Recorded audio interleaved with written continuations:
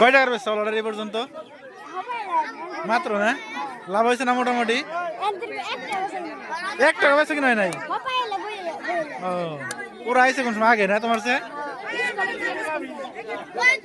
ডিম নিয়ে আইসো কয়টা? 2 খাসি 30 টাকা করে থাকে না? 60টা ডিম নিয়ে আইসো।